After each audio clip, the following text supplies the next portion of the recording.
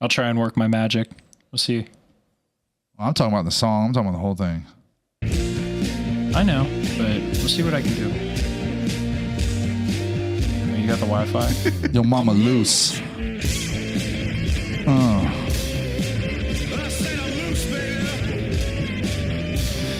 He said he's loose.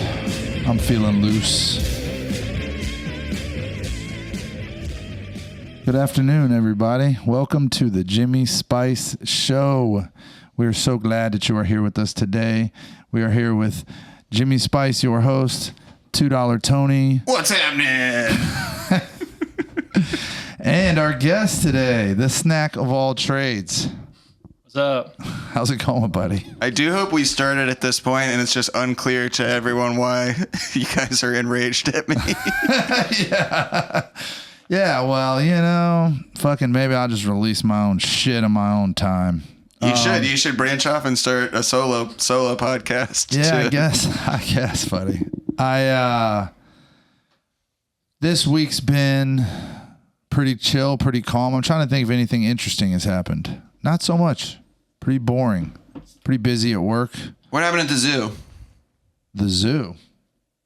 Was the zoo thing not this week? No. Oh, okay. Tony's referring to a song that none of you will ever hear because he made me feel so insecure about it that we're not going to fucking release its recording. I think you should do it to the karaoke version. There's a poopy song, and no, the poop zoo story is from years ago, actually. It was intense. It was at the splash pad that was at the splat pad, the shat pad. And we noticed some poo running down the leg there. Yeah. And took it to the changing table in the men's room. You call your child it?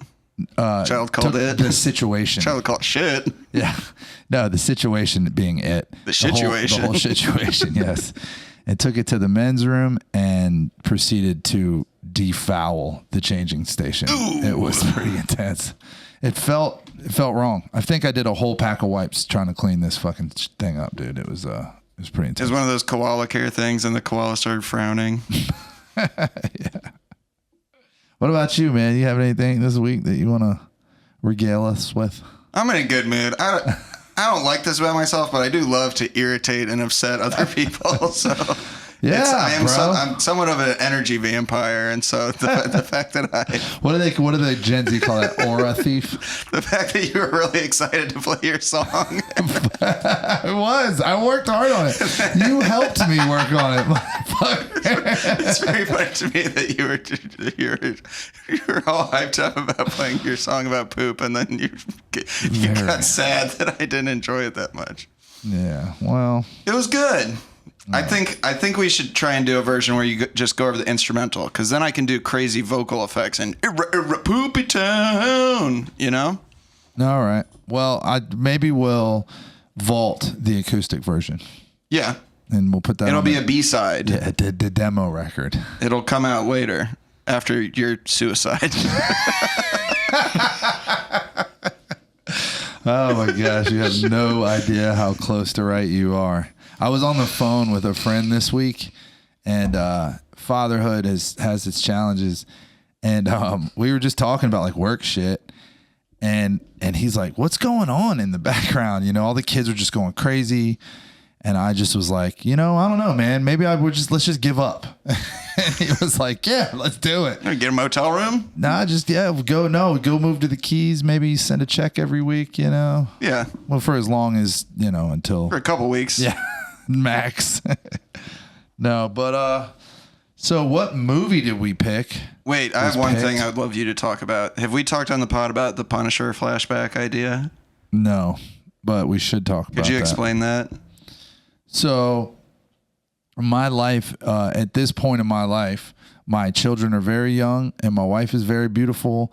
And there are flashes in my life, moments in my life that remind me of the flashback scenes in the movie The Punisher because they're so perfect. Yeah. And then I sent you some pictures one day and my phone was so greasy that it made the screen look hazy and flashbacky.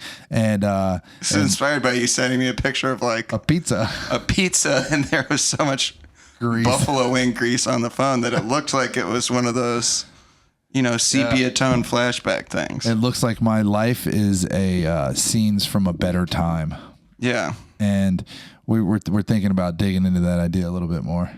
I'm interested in it. I came home from work this week, and my wife was in the backyard with all 3 kids playing in this giant, homemade inflatable splash pad thing with all these unicorns and fountains and all this. And it was pretty Punisher flashbacky. It was pretty special. I was excited. But so we are here with Snackofalltrades. Oh, my God. Our fellow teammate in this endeavor.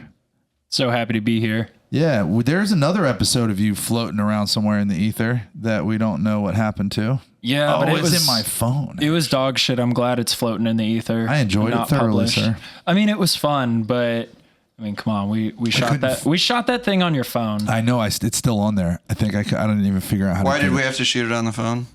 Because I don't think I brought the camera yet. Yeah, he forgot something. No, the battery.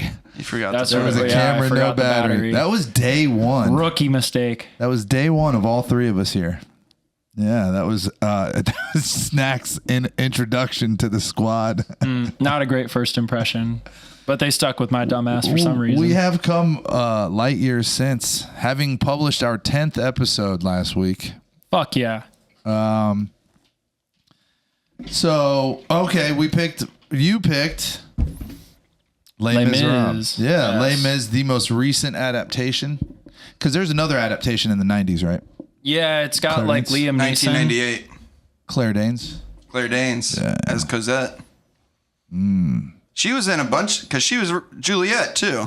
Yeah, she was in all, she's very, She looks like she's from another time. Wasn't she in not Pride and the Prejudice, but the another Little Women? Yes. Yeah, she's like, looks like that. But Little Women, I'm watching, I'm expecting it's going to be midgets. Nope. Just young ladies. Yeah, buddy. Fucking. So this was you requested this a long time ago, Jack. This is such a out of nowhere choice, and I do respect him because he contains multitudes. You would not expect. I would expect him to be like Transformers 3, but he's maybe. What the fuck? You really think I like Michael Bay? Oh, before we get into Les Mis, sorry to backtrack, but there is something wonderful that's been happening this week in my house, and that is that I finally convinced my wife to start watching The Wire with me.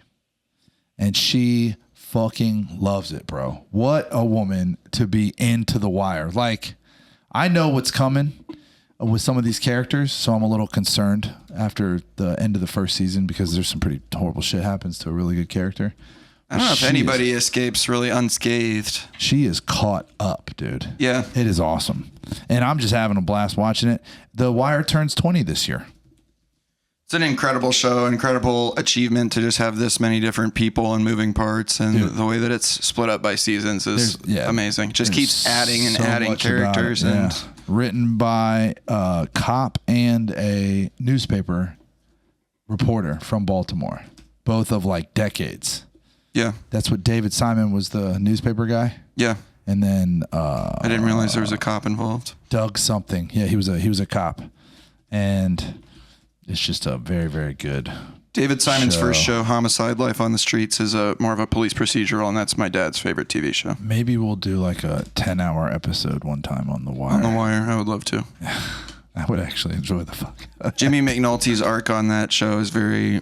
Yeah. Bubbles arc. I've talked about this before, maybe on here. I don't get, I'm in recovery, and I don't get triggered by seeing people like drinking at a bar in a movie, but when I see like a detective who's like too deep in the case and he's just like slamming scotch and shit, I'm like, that's fucking me, dude. Yeah. I'm so cool like that guy. I mean, it's just drinking has purpose. Yeah. If there was something like that where I'm like, this little girl, someone did something bad to her. Glug, glug, glug, glug, glug. Like that gets me going. True Detective season 1. Oh man. Where he's like, I have to fall off the wagon so I can infiltrate this biker gang. Oh no, I have to do meth. What do you think Snack's clackety clacking about over here? I'd rather not speculate. That's in your best something going in interest. the search engine. That's a long search. The topics have gotten more and more convoluted. He's simultaneously in 4 different cam girls chat section. So I don't know how we want to tackle this movie today. I'm going to jump off and say that this movie starts, it seems to me, in the middle. This is a humongous opening scene. Yeah, it's cool. It's pretty cool. It's got a very epic feel to it with the music and the big ship and all this crazy tons stuff. of extras. There's this huge set going on. I mean, they're dragging a ship. Jean Valjean on its side. Prisoner 24601, our hero, portrayed by Hugh Jackman, is part of this giant gang of convicts that are dragging this big old ship into harbor.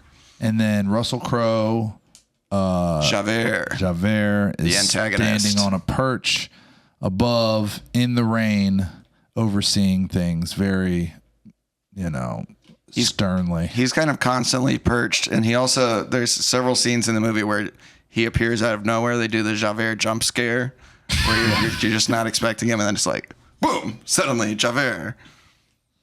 So there'll be plenty of time for me to dislike Russell Crowe's vocals in this film. So I do want to broadly stroke the fact that I think that he's perfect looking for this role. He has a great presence for this role. I just don't think he has the singing voice for this role. Although I did notice his singing seemed to get better, and then not so much again. It seemed like when the conversational singing is something that was kind of like agitating to me, but I think that's like a big part of this movie. Do you know this movie was somewhat groundbreaking in the way that the singing was recorded? Okay. So filmed musicals of the past, typically, they're lip synced. They're lip synced, and they had done live singing on film before, but it was like prior to lip syncing technology being perfected, and so this is like the 1930s. But every film musical that you see prior to this, they are lip syncing along with the pre-recorded track. Mm-hmm. Tom Hooper, who directed this, he's like, every bit of dialogue in this movie essentially is going to be sung. I want the actors to be able to perform live, and so we're going to hook them up with these very high quality lavalier mics, and we're going to have them sing on set. They have a tiny earpiece in, so someone's accompanying them live on the piano. So the pianist is also responding to the performance of the vocalist. They're not singing along to a pre-recorded track. The track that we're hearing is live. No, the orchestra is added in post-production. Oh, okay. They're singing along to a pianist who's also watching them and playing along with them. And then they get to sing and emote, on screen. And I think it leads to some really awesome stuff. Anne Hathaway's performance is like not something that you could get from somebody lip syncing. So I came to the conclusion about this movie that I think that it is a very well made. I think it's very impressive feat. Like I didn't know that exactly specifically, but I knew something was different. Yeah. Like it felt like real, but I also came to the conclusion it's 100% not for me. And it's not for everybody. I mean, do you think it's because it's a musical? Yeah, I just have a hard time. Maybe I am too conditioned by conventional film storytelling where there's like words being spoken in regular voices to one another. Sure. To where this just didn't. There was like some scenes that I really loved. Like I loved like the big group songs. Those were fun. Those felt like a musical to me. And I can get with musicals. I think they're enjoyable when they're choreographed. Like the End of the Day song, when like one of the first introductions to Jean Valjean after he's hasn't he broken out by that point? He broke parole. He gets released in the first scene of the movie. And I'm Javert. And there's just like a lot of people in the street singing together, and there's like this sort of oddly choreographed like seeing people walking. They're not necessarily dancing, but they're all sort of walking in the same direction. And I feel like that's a really cool directorial accomplishment to put all those pieces together. But when they're like dialoguing and they're singing, I get lost like immediately. I'm just like, yay, basically. I don't know. What are some of your favorite musicals that you do enjoy? Sound of Music is a fucking classic film that I love. Great. Mary Poppins Okay. I think growing up, it's the Disney stuff. I loved Aladdin, when I was a kid. I think animation and musical has like an entirely different feel though. Yeah, because it's a little easier to pull off, I think. Definitely. You don't have that lip syncing question. Yeah, and then like Chicago. I remember when Chicago came out, the newer one with like Catherine Zeta-Jones and Renee Zellweger. And no, there's a song in Workaholics called Catherine Zeta-Jones that I was just.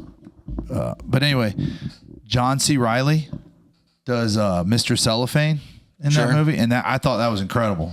I thought that movie was incredible. I fucking loved that movie. Okay, you've established your bona fides. Okay, continue. All right, so are we gonna? But this one wasn't for you. Yeah, and that is not to to define this episode of the show, but sure, I do think I'd let you fucking know. Both of you. No, that's fine. That's totally fair. I can understand like this movie not having like a super big appeal because it is like a little bit different. I mean, I'm not a big musical guy myself. Like even as a kid, I liked this movie, but I tried to watch Fiddler on the Roof and I thought it was one of the most boring productions ever. I was like, I couldn't even get through it. What caused you to connect with this then? What is it about this particular movie? You said yesterday something that I found very humorous, which was you listen to one of the songs from this movie every time you have a big moment in your life. You're like, the day I graduated college, the day before I started working at Everyday Plumber. Yeah. So the song One Day More. Yeah. So yes, I did listen to that song the day before my college graduation ceremony. I listened to it the day before I got out of fucking treatment. I listened to it the day before I started working at Everyday Plumber because it was going to be my dream job. And remind me who One Day More is, it's the whole cast.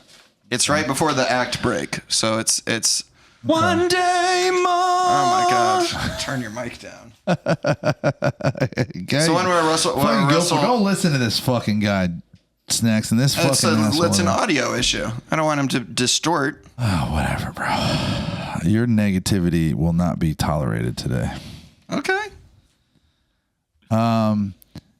So continue, buddy. So you listen to this song during important moments of your life. That is pretty fucking crazy, but I'm down. Like, good for you. It's especially funny to me. It's not the only thing before I do. He begins work at the plumbing company. He's like, time for revolution.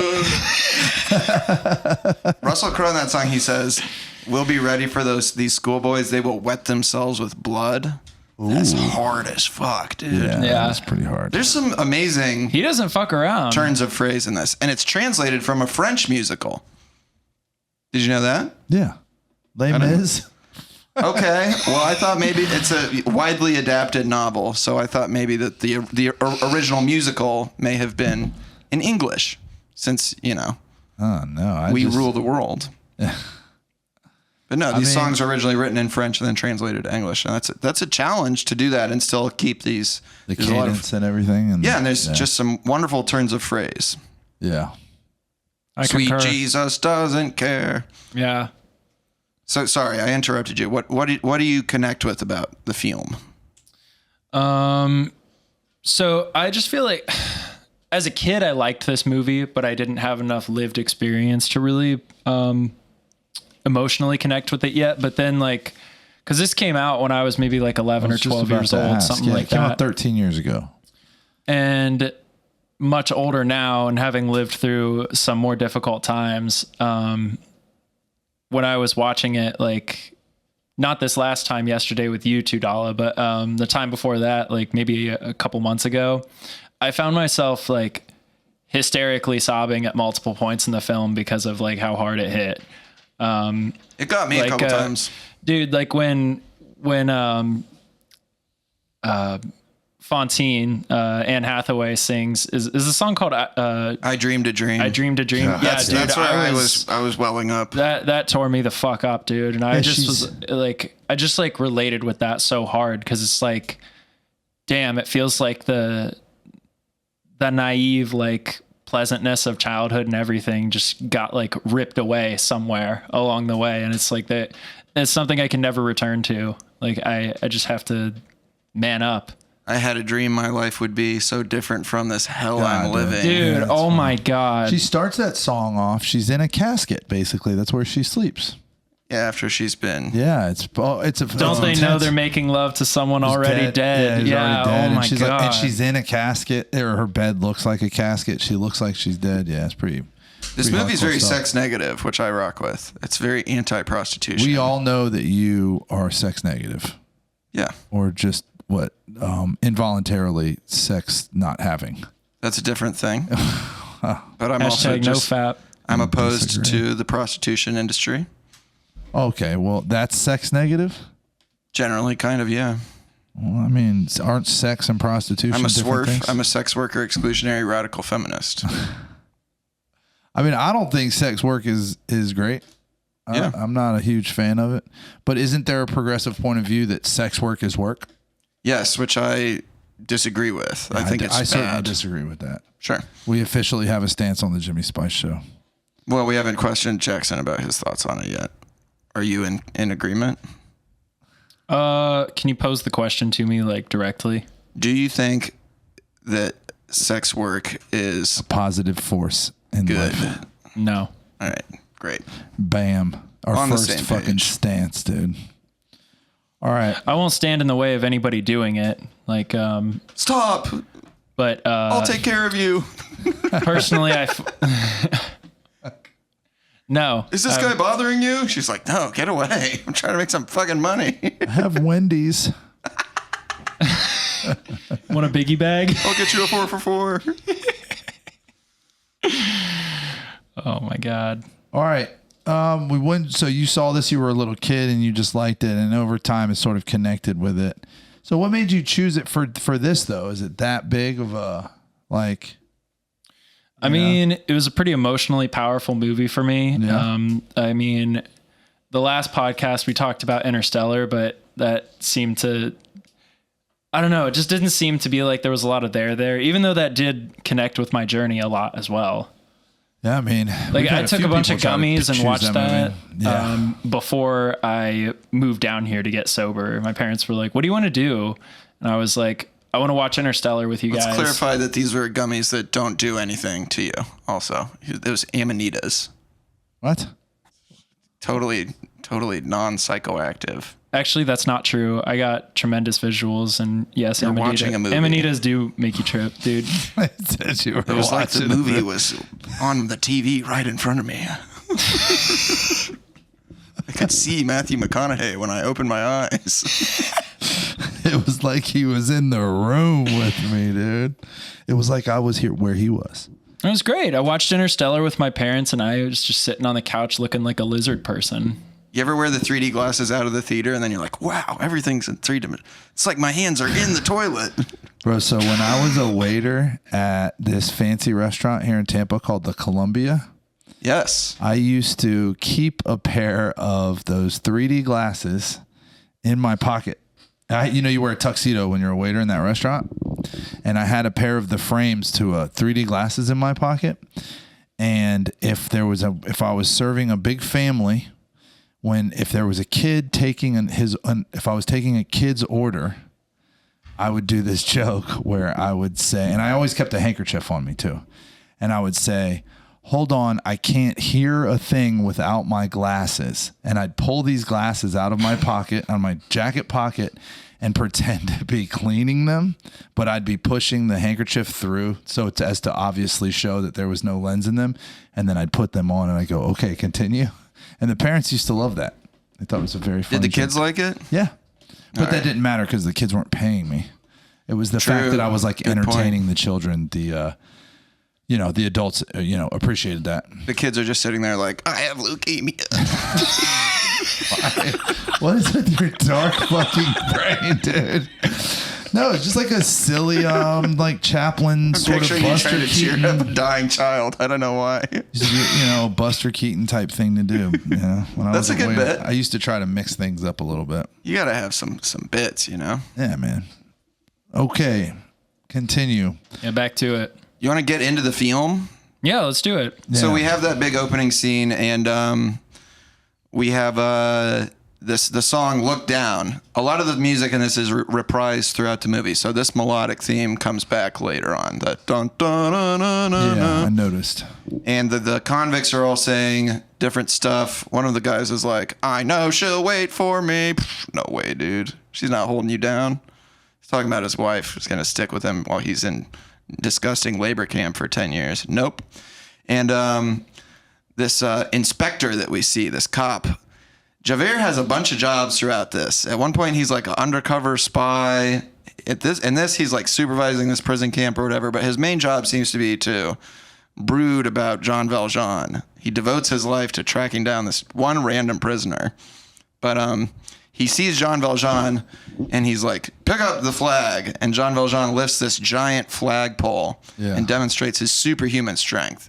He's basically a superhero in this movie. Yeah. He's extremely strong.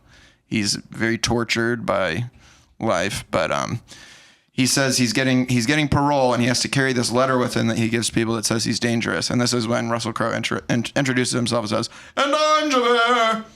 I love Do not forget me. Yeah. Do not forget my name. The scenes where people introduce themselves in song I love it. "My name is Marius Ponmercy, and I'm Cosette." I want to start doing that when I meet people. Oh, My name is Tony. Yeah. Yeah, sure. Sure. So he leaves I prison. hope you do that. I will fucking be very happy if you guys Oh, both start dude, doing you should have I'm gonna put sang an that. end to my incel dumb. that. Yeah.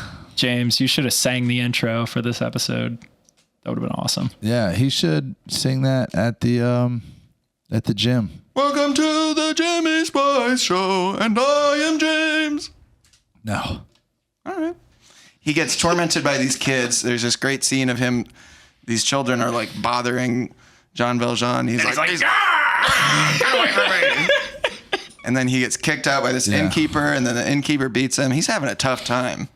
But a priest invites him in. It's actually a bishop. Oh, a bishop.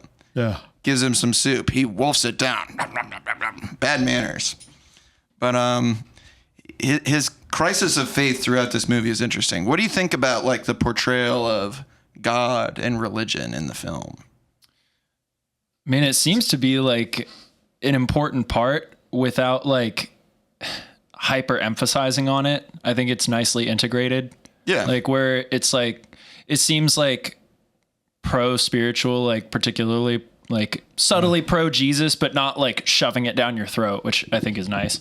Yeah, we have in the opening song, one of the convicts all go, "Sweet Jesus doesn't care." One of them's like, "Sweet Jesus, hear my prayer." And they're like, Yeah. I think it's just sort of that time, for sure. you know. But Christianity was It's big. It's a big part of France, you know. big time. And we have Jean Valjean looking, he's like trying to sleep, and he sees Jesus on the ceiling, and he gets mad. He's like, Fuck that guy, dude.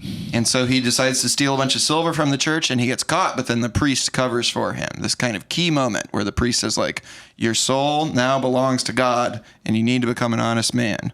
And he has this song where he sings, he's like, "All I know is this world of pain," but he tears up his papers, and he screams, and he's looking like a complete nutcase. The makeup in this movie is incredible. Oh yeah. They make him look so raggedy, and like it It looks like he gets younger over time. So he Because was, to lose weight for this, he would run 45 minutes on an empty stomach every morning and was like barely eating. And he dehydrated himself for like, I think 36 hours straight or something like that. He's used to doing that though, because when he plays Wolverine, he's so vascular, you can tell he hasn't had a drop of water. Yeah. Just bulging, looking like a damn Snickers bar. One, you know, he's got a Broadway background too. He's done. Yes, which I guess this will be the time for me to say that I cannot stand his singing voice. It's pretty weird.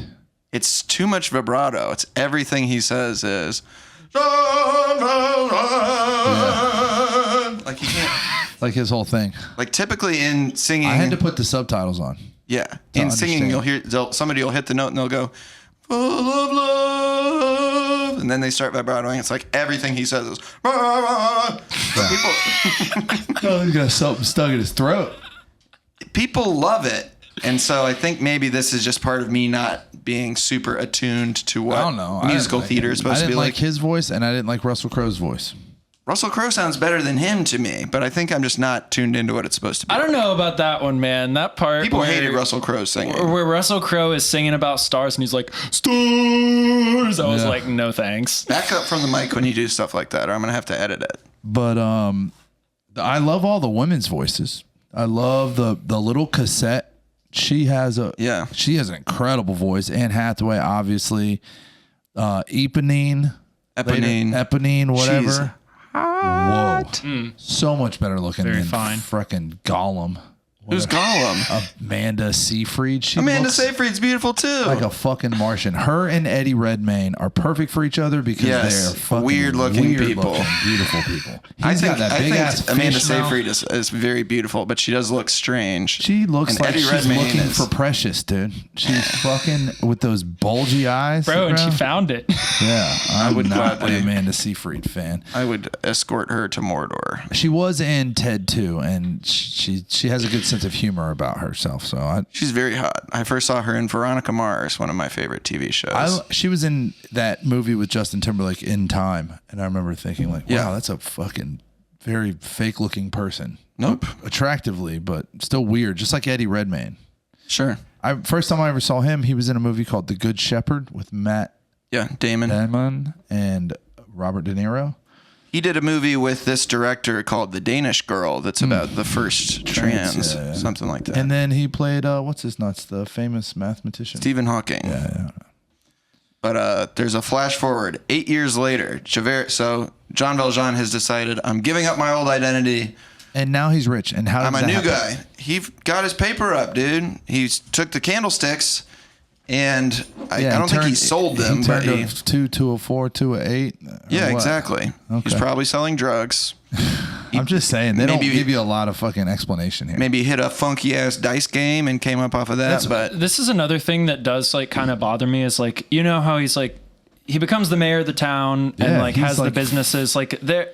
We can like kind of skip the gap in logic there, like for the sake of it. But then like later when he has to leave, and I'm skipping ahead a little bit, it's not explained what his occupation is. Like once Cosette is like grown up and everything, and they're just kind of on the run and in hiding, but they seem to maintain a comfortable lifestyle somehow. And it's like, I think he just still has his bands from when he owned the factory and shit. Possible. Maybe like he's got friends or whatever that he's got goodwill with and all that. Yeah, that type of thing, I think. But hood rich. For sure. We see Javert riding into town, and the poor sing this song at the end of the day, where they all look disgusting. These poor people all have crazy facial sores. They look nasty, dude. They look like genuinely poor, bedraggled folks. And Is this the there's a very quick... At the end of the day or another day, I actually, that was one of the songs that I liked. You like the group numbers. I get it. Yeah, is this the plague that we're seeing? No. They mentioned the plague. Maybe. Yeah, what is it on? It's on everyone's face. What's causing all this lesions? Herpes. So just everyone's got the herpes. They're sucking and fucking in the gutter constantly. Well, that doesn't sound so bad. You see homeless people doing sex acts pretty often. Do you? I don't look at homeless people doing sex acts at all. I don't know if I've ever witnessed that. I have selflessly devoted my life to service to others, so in New Orleans, we would do what's called the point in time count, where you have to try and count how many homeless people there are in the city. And that requires going under the bridge with a flashlight at night and like finding people. And you would see people humping, you know? Yeah, no, I don't know. There's prison gay, and then there's saying, street gay. You been homeless? I'm sure you did some gay stuff. No. Never felt the need to do any gay stuff in my homelessness. Well, you know. When I was in my homeless period in life, my genitals could not have existed, and I wouldn't have noticed. There's no sex. That's anti-sexual. Respect. Yeah, I just no need for that. Just drugs was all I was interested in. Sexually anorexic. I'm being silly though. I understand what you mean. How yes, there are homeless people that do.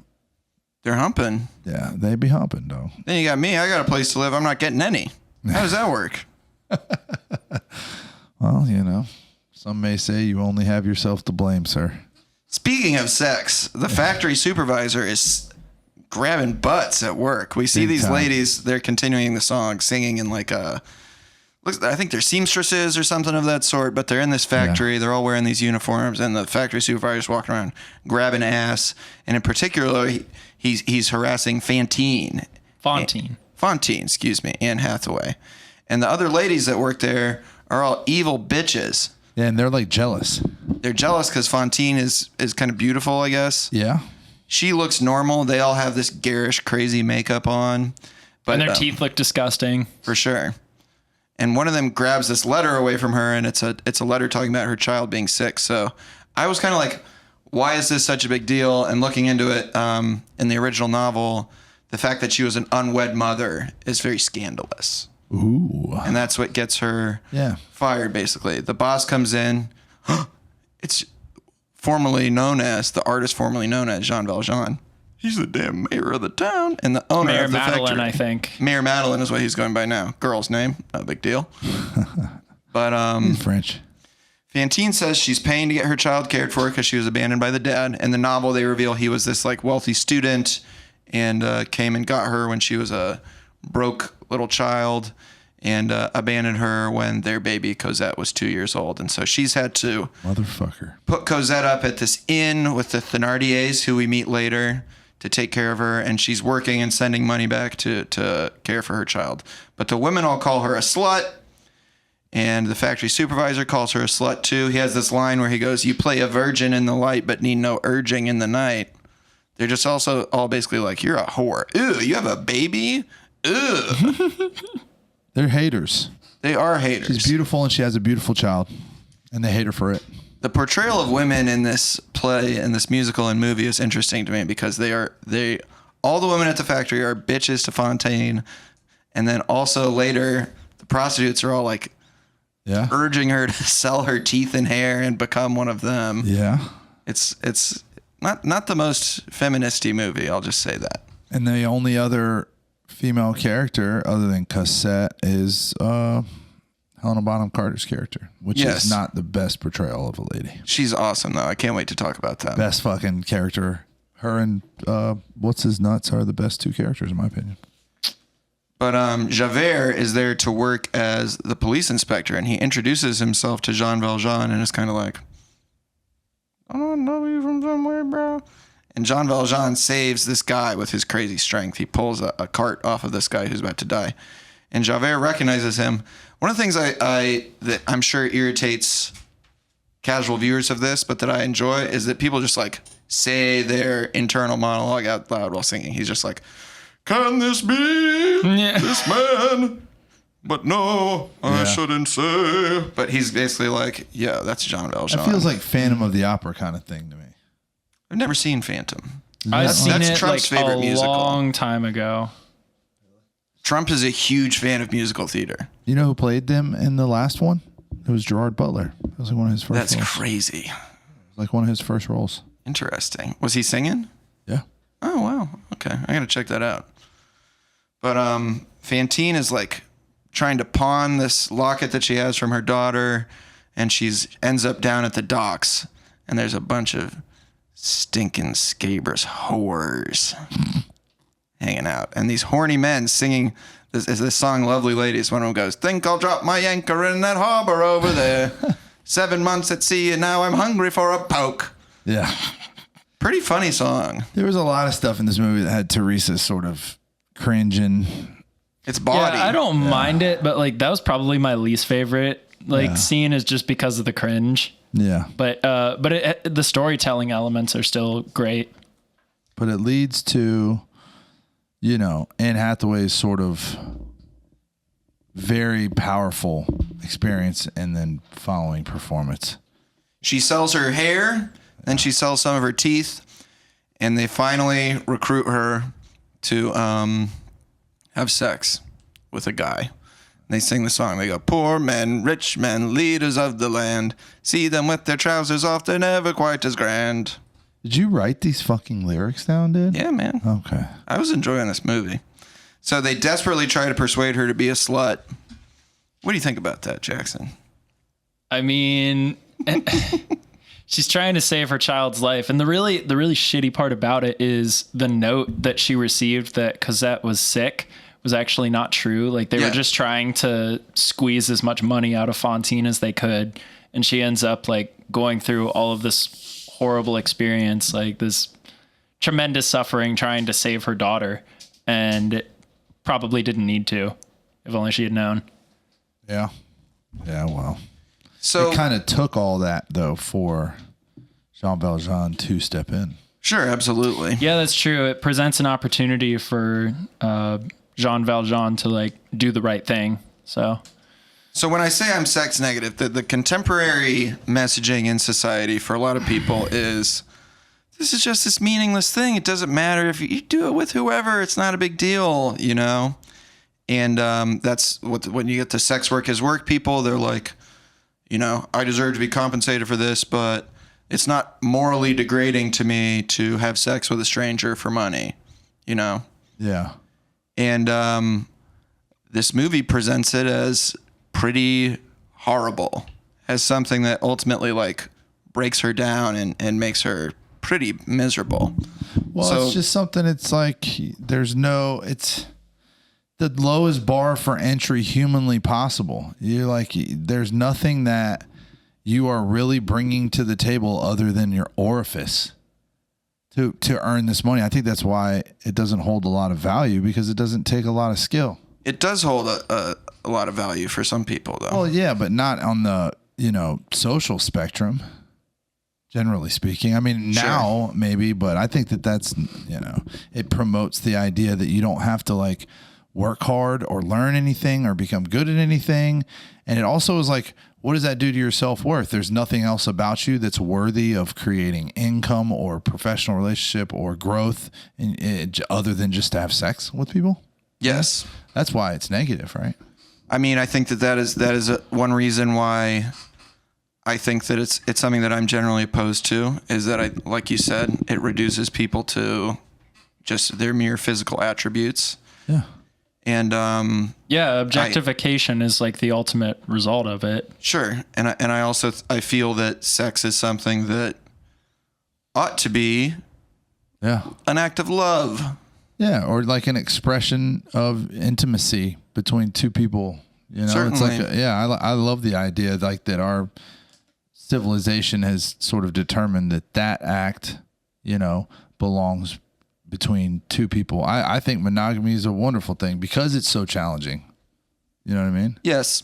Feels sort of against nature, to some degree, at least when you're younger. But I think that's what kind of divides us in a way. From the brutes and the beasts. We're not just apes, Rutting away, wanking humping. Look at that big, bright red booty. Guy like me, I'm tender. And bashful. Kissing you all over your body from head to toe. That's enough. I'm rubbing you down with lotions and Save oils. that for the spoiled brats. I'm lighting candles. Dripping candle wax on you. Ow! Ooh, that hurts. Ooh.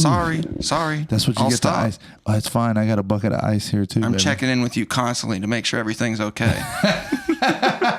It's actually. Do you quite mind if annoying. I suck your toes? Put a little bit of mayonnaise on them? I never asked this in the last episode. Sorry, this is a side thing. But when I played the song, I didn't ask because I love the way you smack my ass. Oh, yeah. What are you doing in the act of sex if your lover starts smacking you on the butt as a man? What would you do? What would I do? If you're humping and then your chick starts, Like, hey now, that's not necessary. are you gonna grab her hand? Yeah, but I just know. Like, I'm not trying to ruin the vibe here, but no, that's what I would say. Fellas, please comment right would into you the do? show what you're doing if you're hitting it missionary, you're doing front shots, and your girl starts smacking you on the ass. Yeah, we truly want to know. Do you dig it or not? Do a whole episode on this. Yeah. I'm very interested in that, because it's seems so wrong, and yet it's right there. It has to have happened to someone. All right. Yeah. Are you done? Yeah. So she says, easy money lying on a bed. Don't they know they're making love to one that's already dead? And then proceeds with I dreamed a dream, which is this. I will say I was not digging the movie too much up to this point. A Lovely Lady song, I was like, oh, this is, bawdy and fun. But this performance by Anne Hathaway, which she was nominated for an Oscar, is incredible. She didn't win. I don't think she won, no. I think she did get best supporting cast. Wait, let me look. Well, she's definitely not the lead in the movie. No. Let me. But Please check it out. Yeah. so this is a super powerful scene. I mean, there's no denying that this is like heavy stuff. This melody of this song also, which very recurs beautiful. throughout the movie. But I've been listening to this song like nonstop since I saw the movie. Do you remember Susan Boyle? Susan Sounds Boyle. familiar. This was like early. This was maybe like 2009 or something. It was early YouTube era, like early in the viral video thing. She was on Britain's Got Talent. girl. Yeah. Anne Hathaway did win the Oscar. Oh, for Best Supporting? Yeah, Best Supporting Actress. Good. She deserves it. She was incredible. Yeah, that reel you sent me said the moment she won. True. I should have paid attention. Susan Boyle comes out on the stage at America's Got Talent, or Britain's Got Talent, and she's a homely woman. She's just not she's not very attractive. She's kind of dumpy and overweight. She's like, I'm going to sing.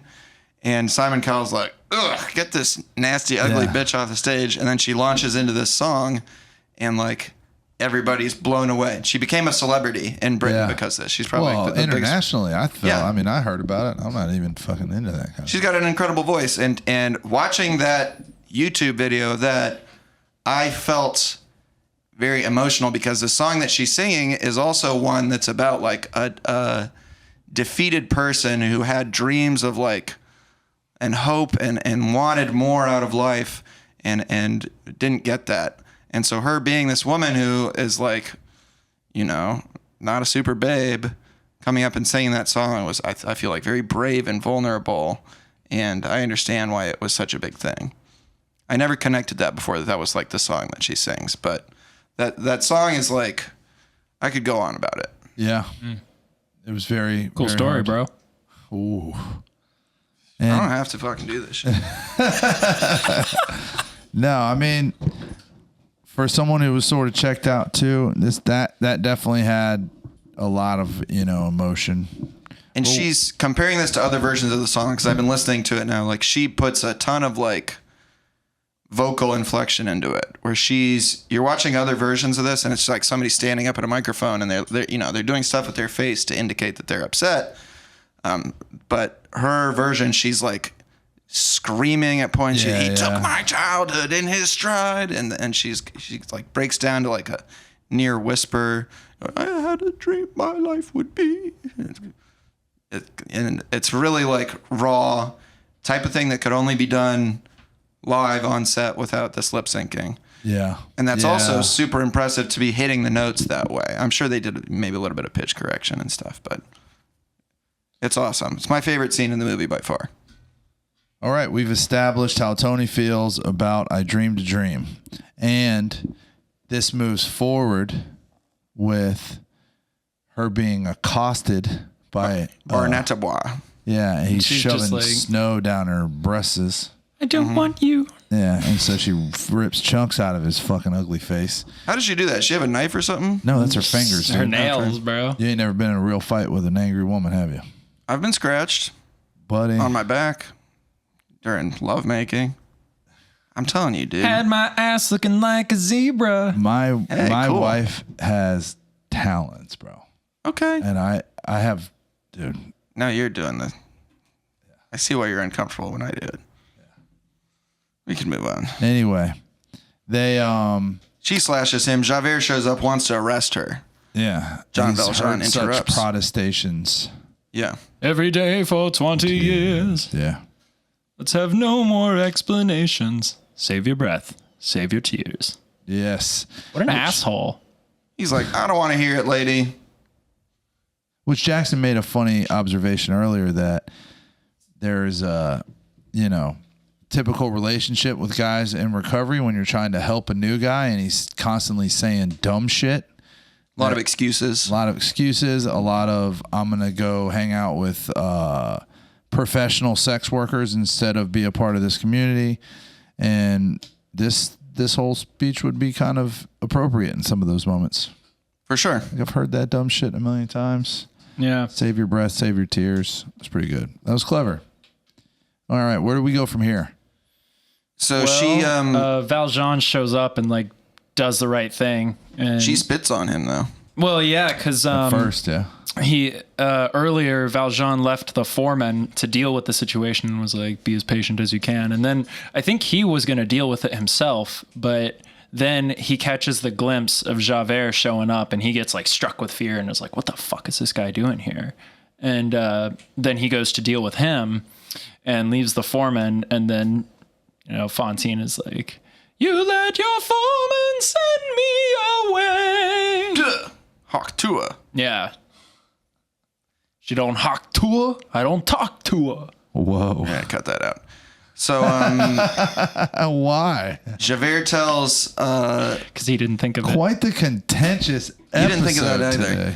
Javert says that he filed a false report about Jean Valjean. He was like, I confess, I thought that you were someone else, but now they've caught him and he's about to face the court. So Jean Valjean, Yeah, now he's torn. he faces this dilemma, which may be familiar to people in recovery. This thing of like, I want to talk about that other scene though, real quick. sure, go ahead. So Javert is just, we get a glimpse into just how crazy he is with this. It's not just that he's a hard ass, but he is like obsessed with justice, because it's like whenever he fucks up, he expects somebody to like bring the hammer down on him. Yeah. Which I think demonstrates it's like, it stems from probably some kind of like self-loathing that he's got. And He that's grew also up in a prison. Yeah, he that's describes hinted at. later He's he like, grew up on the... I was born inside a jail. I was born with scum like you. I am from the gutter too. Keep going. That's the end of the song. Okay. Thought you were paying attention, dog. Guess that was just a bunch of bullshit. So Javert goes Jean Valjean. He's like, I need to be punished. I'm a dookie duke. And then Jean Valjean finds out what's happening, has this dilemma, but realizes that he is Cosette's only chance of a good life. So if he turns himself in, he throws her future away too. he's like, I need to make amends for what I have done, but doing so, I'll risk injury to others who depend on me. This is one of my favorite lines in the movie is, if I speak, I am condemned. Yeah. If I stay silent, I am damned. Yeah. But it's Hugh Jackman, so it's,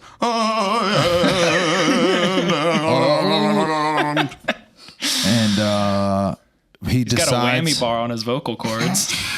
he decides to go confess. well, he tries to.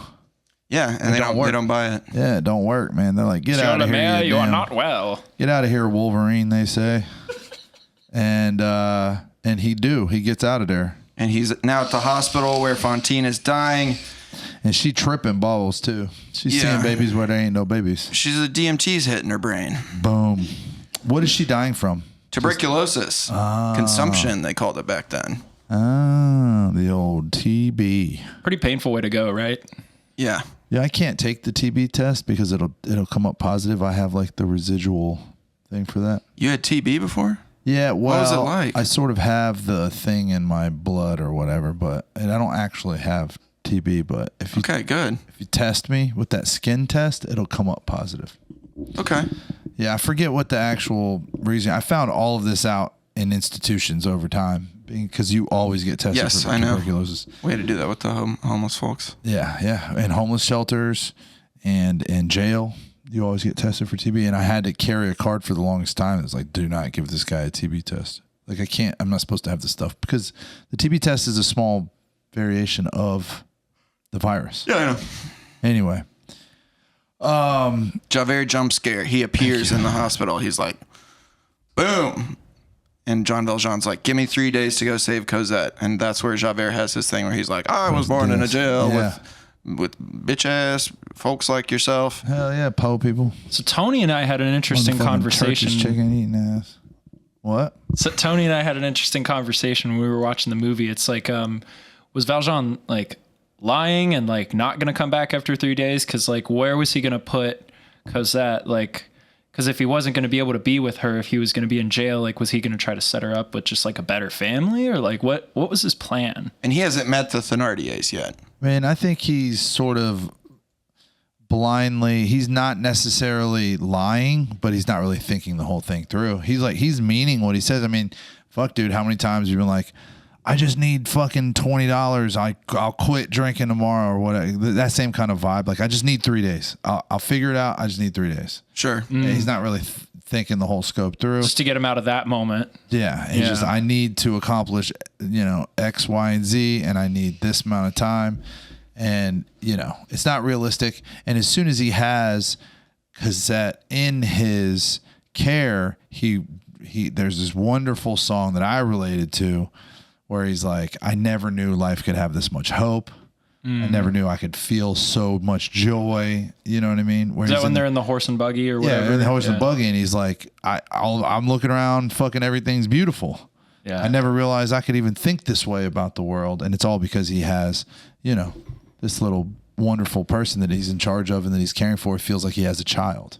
Yeah. Essentially. Tony, what do you think about the line where he's like, I will be like a mother and father to you?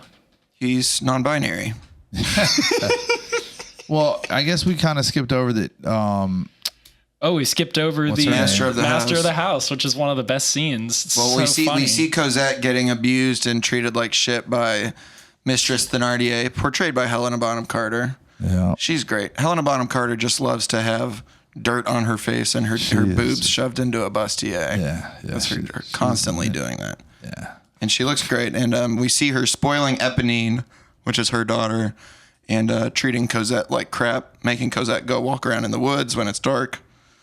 And then Sacha Baron Cohen, yes, playing Master of the House. What's his character's name? Master Thénardier. I don't think I could, and I tried for a little bit to cast that role differently.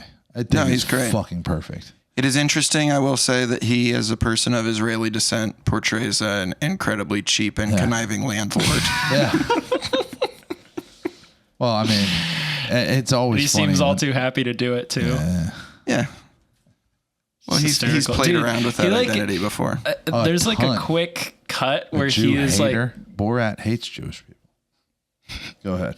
There's a quick... Yeah, that's true. There's a quick cut where he's like pissing in the wine, like disgusting. Bro. Like, and he hands it right to the guy, and the cut is like pissing in the wine, and then the guy drinking it. Yeah. It almost took a second to catch what had happened. Oh yeah, because there's so much like depravity shoved into this like 3-minute scene that it's like hard to keep track of it all, and like dude, when they're shoving all the fucking animals and cattails and crap into the meat grinder, and it makes my skin crawl. I thought it was a prosthetic leg he pulled off that person, but then he's shoving it into the meat grinder. I think he's just grinding up the prosthetic leg. Yeah. He didn't give a damn, man. Yeah, it looks like meat.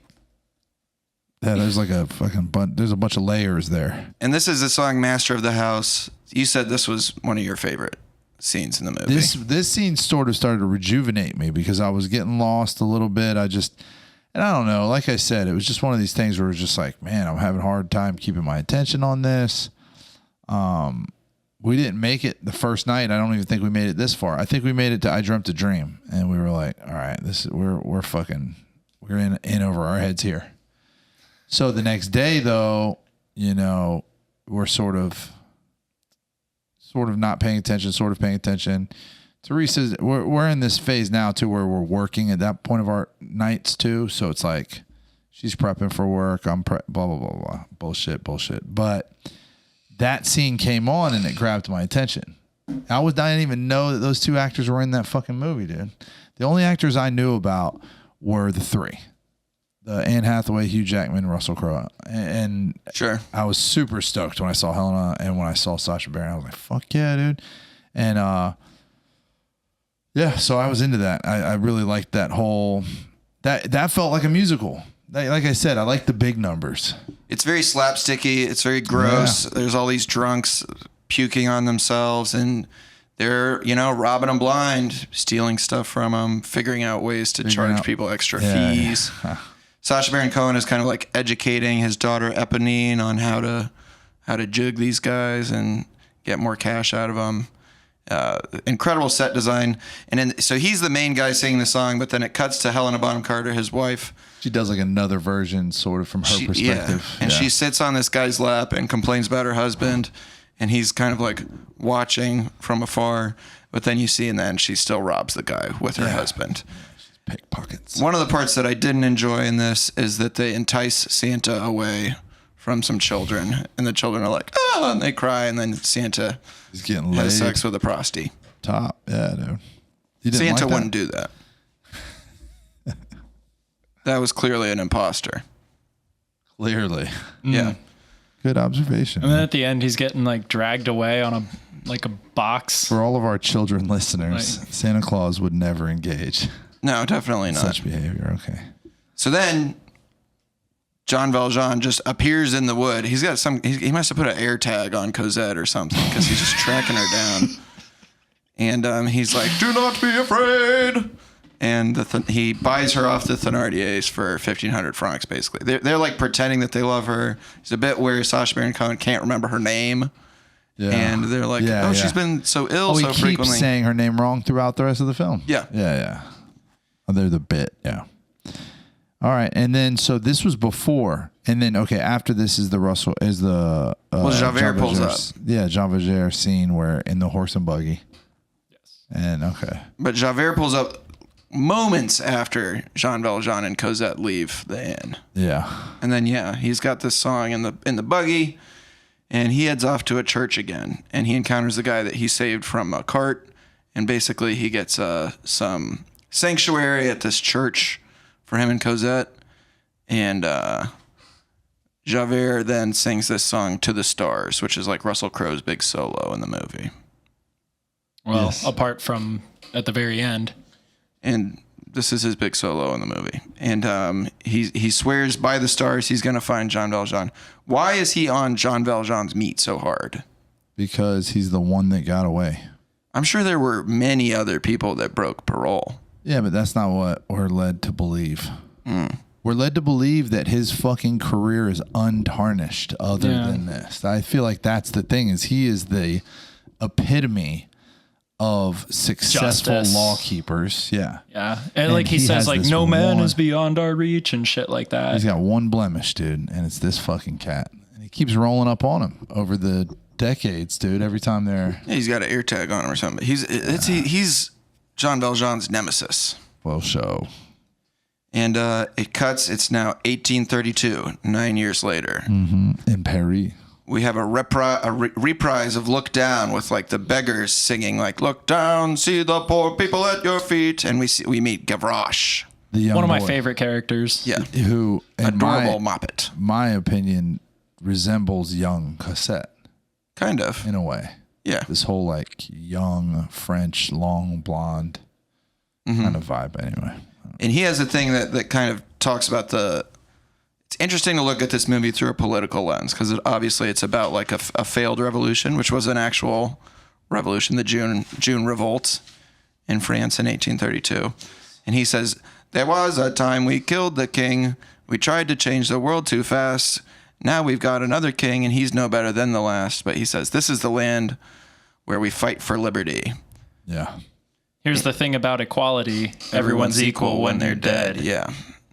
And we find out that these students are agitating for liberty. There's this guy, General Lamarck, who's critical of the monarchy, but he's dying. And they're like, we're going to use General Lamarck's death to mount our revolt.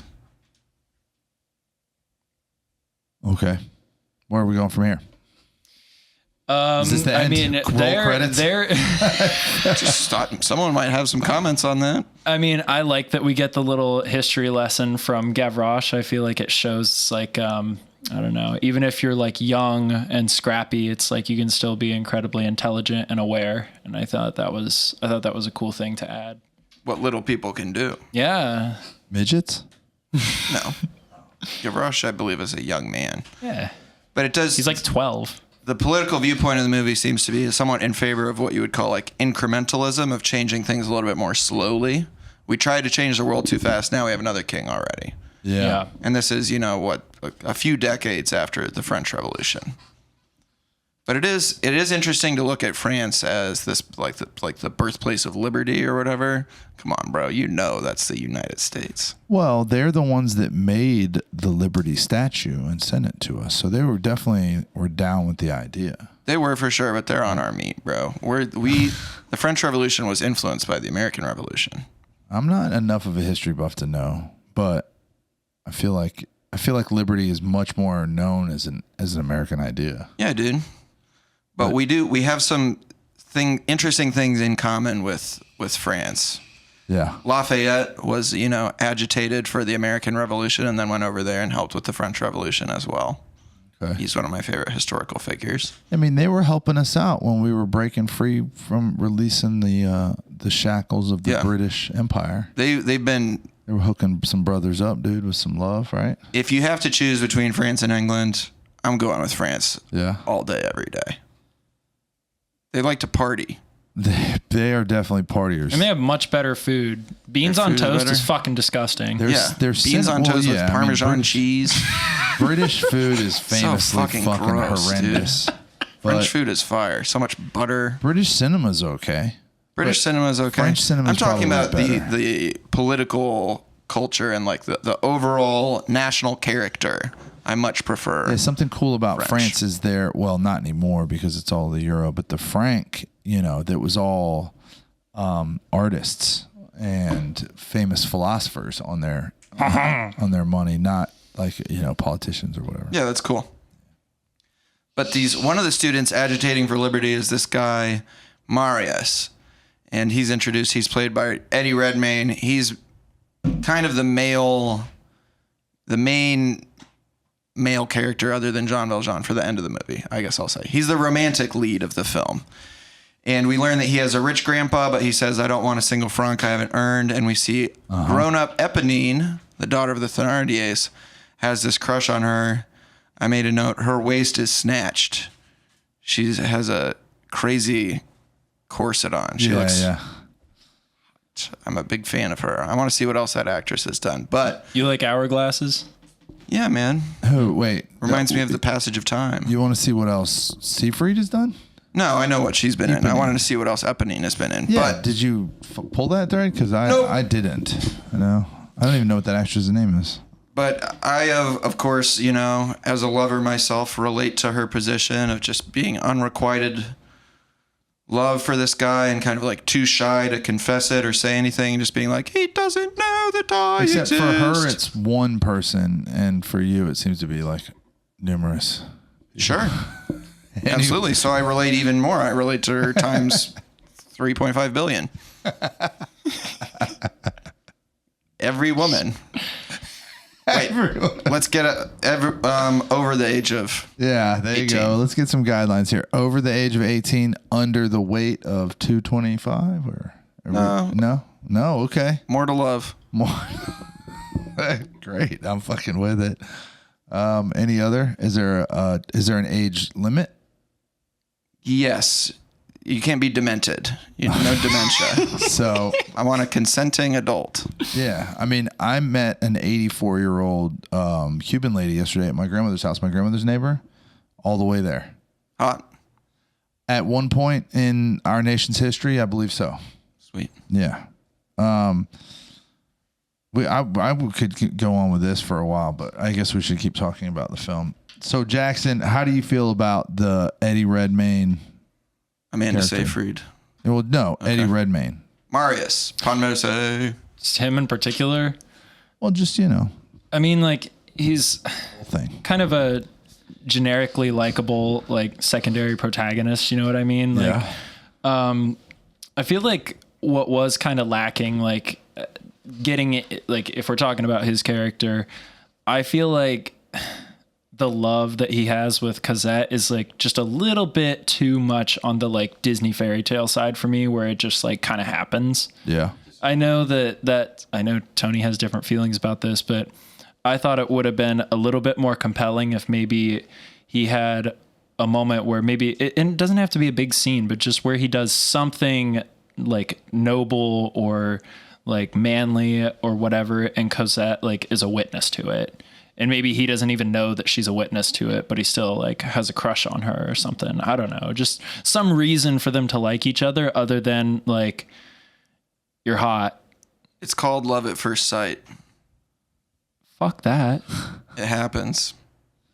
I just kind of feel like Happens to me every day. like, One-sided. it's a little bit fucking late How effective has that been for in the you? movie for Right. a motherfucking, you know, we're 60 to 70% of the way through our story, and now there's a new fucking love arc to happen. It just feels like there's nothing conventional about the way the story's told.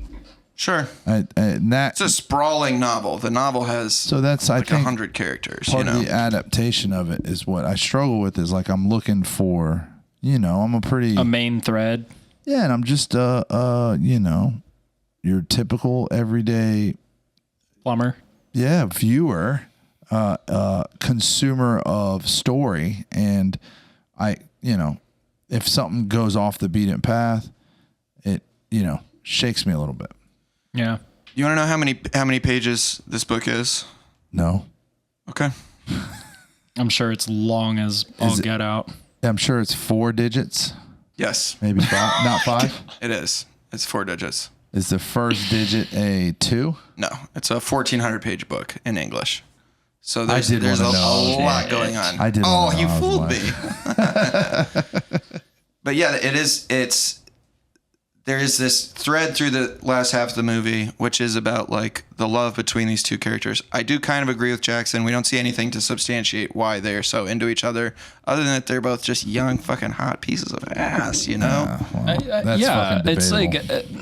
like Love at first sight. They see each other. it's not unbelievable. It's just not like super compelling. Yeah. Yeah.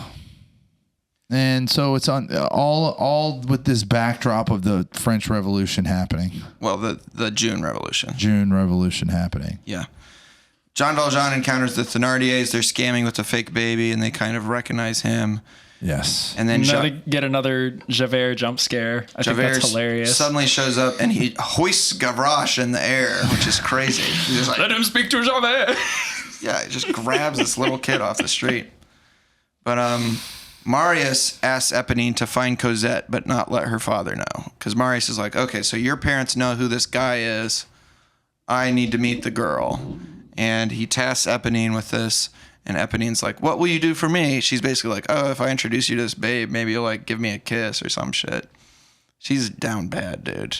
Eponine is a femcel. Big time.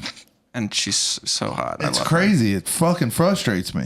This is how I am. I mean, I'm an incredibly attractive guy and just can't seem to find a woman. But the students, this is one of the funniest scenes in the movie to me. Dude. The students are all drinking and they're planning their revolution. And Mario shows up and he's just like, I've met a girl. They're like, the blood of angry men. And Marius is like, if you saw her today, you would know how it feels to be struck to the bone in a moment of breathless delight. And they're like, bro, we're trying to overthrow the government here. And he's like, her beauty is beyond compare. Like, he's freaking out about this babe. And Yeah, they're all not- like, yeah. chill out, man. We're trying to fucking do a revolution here. They're like, shut up about Yoko already, dude. Yeah, he's very distracted about this. Yeah, they're trying to get some shit done for real. He's literally too horny to focus on the revolution. And his friend says, who cares about your lonely soul, bro?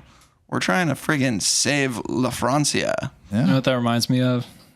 Reminds me of like Tony's love issues when we're trying to do a fucking podcast. Yeah, dude, getting in the way.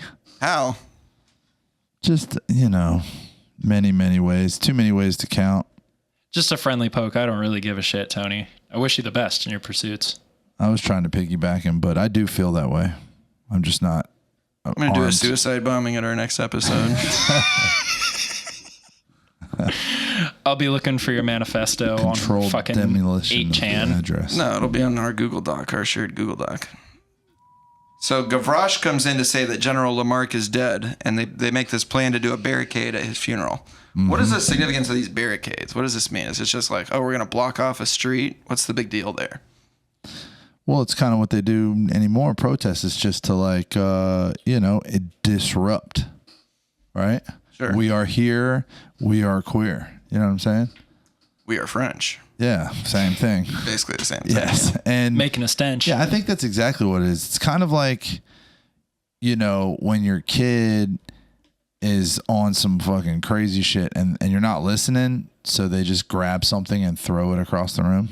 Yeah. It's like, hey man, what the fuck did the little toy piano do to you? And they're like, you listen or everything breaks. Sure. I think the idea is that the other people of Paris will also see this symbolic thing and they'll get enraged too, which we see later does not happen. The revolution fails. Yeah. Wow. Very tragic. I want to dig into what actually happened in that revolution at some point, but I didn't do it before this. But we see Cosette singing. She's also tripping about Marius. She says, "Does he feel what I feel?" Captures the pain of longing, You think that there's something there, but you don't know if the other person is feeling it too. Maybe you can remember this, James. From? The days where before you had a family. Love. I'm sorry. What are we talking about? We're talking about her longing. Does he feel what I feel? And she's singing the song is he feeling the same way? Yeah, I remember that. I do remember that. Yeah. Hurts. Yeah. A want to desire, It seems, I guess, something's happened in my brain that it seems pretty contrite to me now. You mean contrived? No, I mean another contrite term would mean apologetic and regretful of a bad thing. Yeah, I'm using the term. It seems like insignificant to me now. Like that. Trite then. Trite. Trite. It just and it isn't. It's just one of those hurdles that I overcame and don't have any sort of You know what? That's not true. I feel that with my kids. There you go. That my daughter has no idea the scope of love that I have. And sometimes the way that she treats me and talks to me really hurts my feelings. Oh, She's interesting. It's like, damn, dude, you don't even like me. They all really love their mother. I'm just like a super utility in their lives, Do you, as her how papa, much do you love your hammer? I don't know. That's a good question.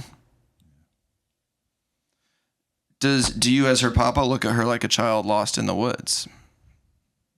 Sometimes. Does she want the truth of what happened long ago from you? Is that part of the issue here? Is that you have a dark past that you're concealing from her? No, I don't think she understands that. She did want to know what my shirt meant today, and I had a really hard time explaining the humor. She does want to be like in on the conversation. Yeah. And I just don't know how to translate decades of, experience and eventual jade to her. I was that same way when I was a lot younger. I don't know exactly what age, but when I was in grade school and I heard other kids being like, "That's what she said." I so desperately wanted to understand what the fuck they were talking about. You're like, who is she? Who is this? And I would ask my mom, God bless her. She's very not about those type of jokes necessarily. And good. Be upsetting if your mom was making sexual jokes all the time. Anyways, she would just be like, it's an inappropriate joke. I don't even know how to explain it to you without being inappropriate myself. And that just made me want to know what it meant even more. I was like, oh, it's inappropriate. Now I really want to know what it is. Yeah, I wasn't allowed to watch The Simpsons. And I remember being that. The Simpsons must be the fucking coolest shit ever. Yeah. Yes. Oh, dude. One time, I was flipping through channels. It was maybe 8. I came across Family Guy. My mom came in 10 minutes later and was like, "Turn this off. What are you doing?" I was like, "What? It's a cartoon. I don't understand." I remember having the same experience, man. And I would figure out how to watch it anyway. Some cartoons are for grown-ups, yeah. Maybe that's why raunchy TV shows. Maybe that's why there's so many people who are obsessed with videos of Marge Simpson blowing Barney and stuff like that. Yes. Because it was a forbidden thing as a child, the cartoon prawn. They weren't allowed to watch Family Guy, so now they want to see Lois and Chris having an incestuous 69. Stewie and Brian doing illegal stuff together. I'm not even going to say what they're doing. This could only be concocted in the mind of $2 Tony. Yeah, well. No, it exists.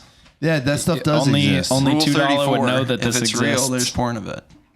I think it's just a faux pas to take like beloved characters and put them in these. Like the Marge Simpson thing. I remember the first time I saw one of those, I was like, oh. Yeah. And her nips was purple. Blue, rather. Yeah. And I was just like, oh. It is upsetting. It was upsetting and not upsetting. It makes me mad that there are people out there that are aroused by that. There's a lot of fetishes that anger me on a deep level. I'm like, why are you horny for Marge? Yeah, that's weird. You know what else is weird? So you remember that Nickelodeon show iCarly, produced by Dan Schneider? Disgusting, man. I know, but like the show was good when I was a kid, right? Like I enjoyed it, and then I didn't watch this, but they did like a continuation of it recently, where all the characters are grown up and doing like very adult things, and it's very like risque apparently, and it's like thinking that like everybody wanted this. It's pretty universally hated. It's like, bro, why did you guys try to take this thing that everybody liked when they were like 10 and then make it this like very mature and like disgusting thing? Like you're just like ruining good memories at this point. Yeah, I think the idea is that, oh, well, we age with the audience, but really it just messes up people's nostalgia for a simpler time. Yeah, it's called a swing and a miss. Like, boys, what I would think that is. Thinking that exactly what Tony said is they're thinking that they're aging with the audience, but they're totally misinterpreting what role they fucking played with the audience. Can we talk about this next song? What song is that? Heart Full of Love. Okay. See, you don't understand this. You don't understand longing anymore. All your needs are satiated. That's me and Jackson. We're hungry young wolves out here, man.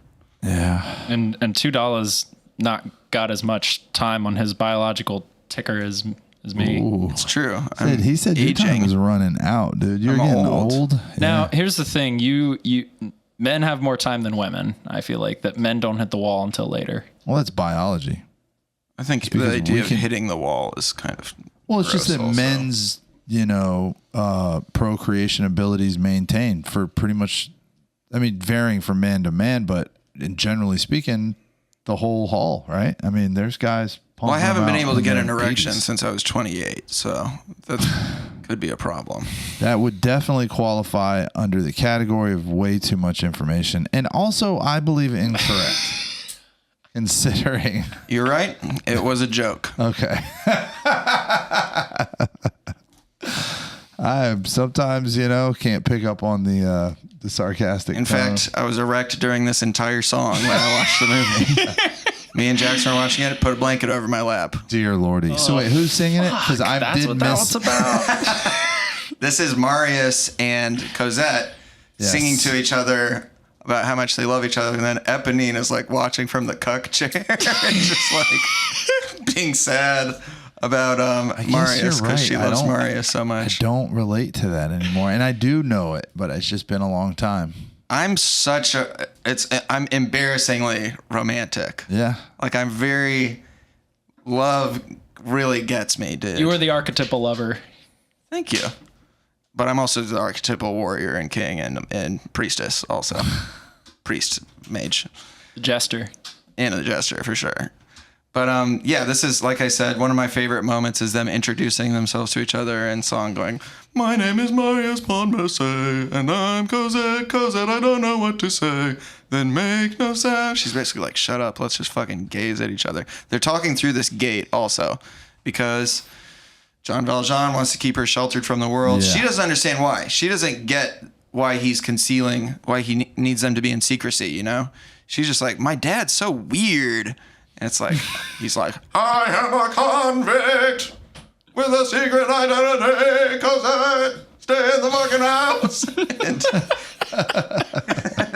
But he won't explain it to her. And, but he recognizes that it's kind of fucked. Like he feels bad that she's lonely. I feel bad. Yeah. With only me for company. You got it. You can do the voice. God damn. That's really good. Yeah. Thank you.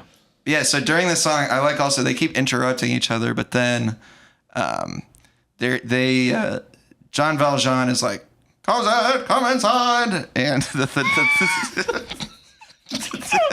You guys are fucking giddy over this one, dude. His voice is so funny. The Thénardiers show up to like rob Jean Valjean, and Eponine screams to warn him, and Jean Valjean thinks Javert is there. So he's like, we have to flee to England. And Cosette is like, shit, dude, Marius is going to think that I just ran off on him. And so she leaves a letter for him, but Eponine grabs it, and then she sings another one of my favorite songs in the musical, On My Own, which this is another musical. This melody gets repeated a lot later. It's ma ba ba ba ba ba ba ba. The streets shine like silver. I'm gonna auto-tune that. But she's fantasizing about Marius. She's basically like, I dream that he's beside me, but I know that I'm just by myself. But in my mind, I'm just thinking about if we were together. That hits for me, man. When I'm pining. Y'all ever pine? Y'all ever yearn? Just yearning. All my life, I've only been pretending. Yeah, real shit, dude. Just like, without me, his world will go on turning. A world that's full of happiness that I have never known. That's so real, dude. Just like, she doesn't know who I am. I feel like yearning is a trick. I feel like from someone who is basically landed in everything that I thought I ever wanted and did. You also said you've gotten every babe you've ever pursued. But I also, you don't understand our pain, bro. But I also dug deeper into that I just kind of like recognized my stance and only went for, and I mean, which is relatable. Like, I only went hard in the paint for women that I was pretty certain were gonna, go for me. You're a normie, bro. Yeah. You don't understand the pain of the incel. Yeah, but once you end up with, Tony, you're above that, man. Come on. Everything that you thought you wanted or did want and do want and have, it's not like there's some fucking mountaintop that you get on, and now this is like an obsession of a falsehood that you're gonna like fall in love and that everything's gonna be happily ever after. It doesn't work that way. You're gonna continue. You're gonna come home to your beautiful wife and beautiful children playing in your backyard, and you're gonna be a little bit mad that they're gonna fuck up your kitchen when they come inside later. So you kind of start seeing through the veil. Please, God, please.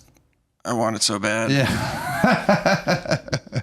I'm just saying that, like, I'm aware because I've been in.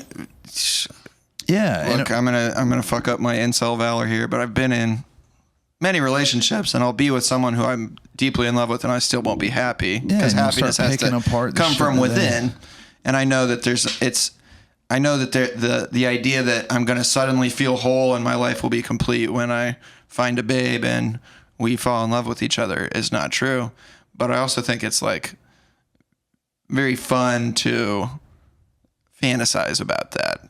And I think it's amusing to joke around about it also. Yeah. I can feel that. To, constantly say that I'm going to commit suicide every time I see a beautiful woman. It's reflexive. It's exhausting. It is. It makes me sleepy. You enjoy just like getting emotionally ripped a new one on a regular basis. That's what you're saying. I enjoy pretending that that's happening to me. Yeah. It's a funny bit. In reality, I think I'm doing. Isn't every joke at least 50-50? Sure, but I used to like get extremely drunk over issues with babes, and I don't do that anymore. I don't like lay in bed staring at the wall. I get up and I go work with a newcomer. I'm trying to remember. So I did that type of shit too. Like when I was in college, I had this girlfriend that I really liked and ended up breaking up with her because like I couldn't keep it together. But I don't even like country music, but I was getting really fucked up just by myself and listening to That Ain't No Way to Go and like fucking crying. Yeah, dude, I guess that's kind of what I'm saying. Like, I really enjoy getting into the melodrama of shit, and like feeling those feelings is enjoyable for me. Start feeling those feelings. To long and yearn and pine. For money. Pine for money. No. Pine for... I'm a romantic. Freedom. I do pine for freedom. That's Well, the other part. money- The other parts of money this will movie. provide you with freedom. The other parts of this movie that make me get emotional is them being like, we will not be slaves anymore. Like, I'm very into that shit too. Because I love America, my country. I love America more than I could ever love any friggin' woman. Lady Liberty is my day one down bitch. Her and Wendy. Continuing with the story. Wendy. Me and Jackson have been talking about Wendy, dude. I believe Me it. and Jackson are sharing Wendy. That redheaded slut, bro, running our lives. Them biggie bags. I pick up Wendy's. I'm not even back to my house before I'm jacking off looking at the bag. That's a repeat joke. Yeah, I Gotta know. get that extra sauce. Sorry. But yes, so she has this unrequited love, Gotta and then we glaze go these into buns. to One Day More, which you said was the song that you listen to at important moments in your life. I'm imagining yes, I'm imagining you watching your child being born, and you just have earbuds in, and it's just going like, Dude, no, marriage, children, the day before they euthanize me when I've got like fucking brain cancer or something. Yeah. And One Day More, it also uses a bunch of melodies from other songs in the musical. So it starts off with a from I Dreamed a Dream. Yeah. We see Eponine wrapping her bobs up to pretend to be a guy. I don't really know why she does that. Is it explained why she goes Mulan mode? Probably because the revolution stuff is Mostly bros. pretty bros. Yeah, pretty I see, broed yeah. out. And in that, what are we talking about? The 17th century here? Yeah. Yeah. So No. No, 19th. 19th. really that far down? Yes, 1832. 1800s. Oh, okay. Well, still, I mean, Europe, 19th century, pretty broed out. Yeah. Yeah. But that's One Day More ends the first act of the musical, and in the movie we're now like an hour 20 in, I think. 2/3 of the way through. 2/3 of the way. So they front load the first half of this. In the musical, roughly same length. This is like way more stuff happens in the first half, but which is also going to be a problem for Wicked. They split the movie adaptation of Wicked into two halves. There's no bangers in the second half of Wicked. All the good songs are in the first half. Oh, really? Just an aside. But they I didn't watch Wicked. Did you like that? fucking loved it, dude. I went to the Wicked sing along hoping to meet a girl, and it was just me. Just a bunch of gay dudes? No. It was me and these different groups of like women in pajamas with their friends like sitting up at the front. But I'm in this row and it's me and like this mom and her daughter.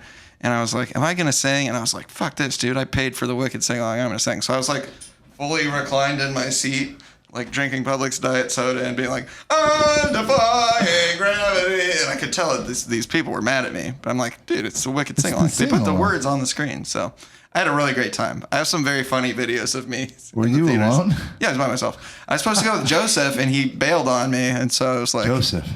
yeah, from last night. Really? Yeah. Oh, future guest on the podcast. We should have him on to talk about Wicked. I don't know if he's seen it yet, but I guess I'd have to watch it too then. they do Do You Hear the People Sing? Fire ass song. And they Oh, so good, dude. Yeah, and they jump on this funeral procession of the general, and then they erect these barricades, and they're like, everybody give us your furniture. Apparently all of the townspeople just have furniture that they don't need because they start chucking it out the window, and they use it to make this barricade. And All that was like practical and real, by the way. Like Nice. they actually built the barricades out of like random furniture, which is pretty fucking cool. that is cool. But it pops off immediately. I thought there would be like this long standoff, but they like start pointing guns at each other immediately. Blah, blah, blah. They're blicking back and forth with the troops. Blicking. Which, if you're going to have like Blackie. if you're going to do some kind of revolt thing, I guess it makes sense to do it at this funeral because they support the guy. But it's also like there's going to be a bunch of armed troops there already ready to go. So Yeah, probably not the best. Javert, It's undercover. Strategically. incognito Javert, he basically just like puts on a hat and like a little pin, and he's like, I am not Javert. And they appoint him to find out the enemy's plans. And so he goes and he comes back. He's like, there's not going to be an attack tonight. Don't even worry. Let's get some rest. And then Gavroche is like, you're fucking Javert, bro. And identifies him. And they Probably because Javert picked him up earlier. Yeah, and was and like, went, I'm Javert. I'm Javert. He will speak to Javert. and stared Gavroche right in his face, and Gavroche was like, And so he lied, and they knock him out. Javert goes kind of hard, though. He beats some ass before they get him on the ground. Takes out like 4 guys before they finally get him. Yeah. Russell Crowe's so sick. Yeah. See, his singing in this movie is not great, but he's one of my favorite actors. Me too. He's got serious presence, Russell Crowe. Yeah, and he's just a genuine drunk guy from Australia, which is amazing. Him and Mel Gibson. Why did he get fat for that one like really shitty movie? I think it's called Rage or something. Are you talking about Unhinged, which is an incredible movie? You like Unhinged? Dude, it's so good. It's all right. I think he got fat to play a big fat guy who's on pills. He got fucking fat because he got fucking fat, and that movie had nothing going for it than him, and they were just like, oh, well, I guess our probably he was drinking fat. 30 beers a day. No, I looked it up after seeing it. He got fat for the role. Oh, good for him. Well, he stayed fat afterwards. Why did you not like Unhinged? It was disappointing to see Russell Crowe like do that to himself. Come on, man. It was great. He's very authentically feels like a crazy drunk road rage guy. I forget when I walked out of there a little bit. It came out during COVID. Yeah. It was like the first movie I saw during COVID. I felt a little underwhelmed. I felt a little let down. Just like, man, I was expecting it to, I don't know. There was only one scene that was like super gory where I guess someone, what was it, like the dump truck like takes a car out or something like that. The opening scene of him popping pills in his car and then sledgehammering into his ex-wife's house and killing her and her new husband with a sledgehammer upset me. Was like, this is fucked up. What would I do in that situation? Get murdered. Yeah. Probably all of us. If Russell Crowe came at me with a sledgehammer, well, at least the idea of Russell Crowe, I don't know in real life how he is with a hammer, but as far as all of his acting roles go, I'm pretty sure, you know. My good friend John Crowley is obsessed with the movie Gladiator. And Russell Crowe like came to the restaurant that John worked as a bartender at and like shut the restaurant down and stayed there for like 5 hours talking to John and inspiring him. And oh wow. Now John's been sober for like 5 years and has a lovely family because of Russell Crowe. So shouts out to him for that. Yeah, we should have Russell Crowe on. Yes, I will see if we can make that happen. Eponine blocks Marius from getting shot. They're about to smoke Marius, and she goes, ugh, like throws herself in front of the bullet. Oh, she grabs the fucking barrel of the rifle and shoves it into her chest. I was super let down. She's such a simp. Yeah. Crazy. Right into the boobies. The whole thing about that really pissed me off. It was unfortunate. But then Marius is basically like, I'm going to do a suicide bombing, has this big thing of gunpowder, and he's like, y'all back off or I'm going to blow this whole fucking bitch up. Yeah, I like that. And very ballsy. Yeah, it was a cool move. Very sad scene following the song with him and Eponine as she dies. She dies, and she's basically like, oh my gosh, he's finally hugging me. Yeah. And they're both like wet, like from... I know she is. Moisture from it's rained. Yeah. It's just a very... I don't know. She dies sad. A glorious death in the arms of her unrequited love, which is your dream. How I would like to go also. Your pants were crunchy after that. Just finally confessing my love to... Why would they immediately be crunchy? What do you think? My semen is like magic shell? No, I just think that there's a lot in your pants already. No. So the new stuff just needs the old stuff. Change my underwear often. Chemical reaction. Personal attacks, whatever. Fuck it, we ball. Jean Valjean intercepts this letter that Gavroche... Besides, creamy pants doesn't sound as funny as crunchy pants. I think creamy pants sounds very funny. It would. I like bofa. The old creamy pants ass. But she gives Marius the letter that Cosette wrote. She's like, I was holding on to this, my bad. And now Marius writes a letter to Cosette. My bad, though. And Gavroche is going to bring it to Cosette, but Jean Valjean intercepts it and he reads it. He's like, oh my God, this guy loves my daughter. What am I going to do? And he's like, I got to go look out for this guy and make sure that he survives this shit because him and my daughter are clearly in love. Pretty, sweet. You know? Yeah, man, that's a real dad. I must find this boy. Yeah. If anybody was trying to make love to my daughter, I don't know that I would go to such lengths to defend their life, but... Oh, yeah, you would. To each his own. A real dad recognizing a real man in real love with his daughter will You're saying real recognize real. Exactly. Okay.